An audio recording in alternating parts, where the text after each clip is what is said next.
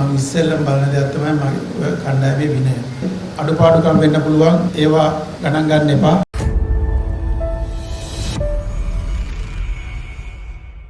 මම අදටත් මම ශ්‍රී ලංකා කණ්ඩායමේ පුහුණු කරු හැටියට මම ඉස්සෙල්ලම බලන දේ තමයි මගේ කණ්ඩායමේ විනය. ජොයින්ට් කමිටිය ගැන කියනවා නම් ඕගොල්ලෝ ලොකු කැපකිරීමක් කරලා තියෙනවා.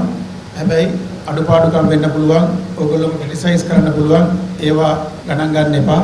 ඒවා ස්ට්‍රෙන්ත් එකක් හැටියට අරගෙන ඕගොල්ලෝ ඉස්සරහට යන්න. මොකද සාමාන්‍යයෙන් අපි ඕන කෙනෙකුට වැරදි දේ බලලා කියන්න පුළුවන්. වැරදි දේවල් කියන්න පුළුවන්. ඒත් ඕගොල්ලෝ කරපු කැපකිරීම කියලා වැඩක් නැහැ. ඉතින් ඒකට අපි ඔක්කොම එකතු වෙලා ජොයින්ට් කමිටියට අත්දැකීම් ගන්න ඕනේ. ඒ අයගේ කැපකිරීම. ඉතින් මම හිතනවා විනයත් එක්ක මේ ඉස්කෝල දෙකේ ළමයින්ට ලොකු වාක්‍යයක් තියෙනවා මේ ක්‍රිකට් එක ඉස්සරහට ගෙනියන්න. ඔබේ නිෂ්පාදන ක්‍රීඩා ශේෂ්ත්‍රයට අදාළද?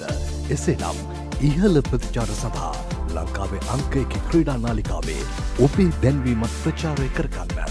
දැන්ම අප අමතන්න 07 267 73 78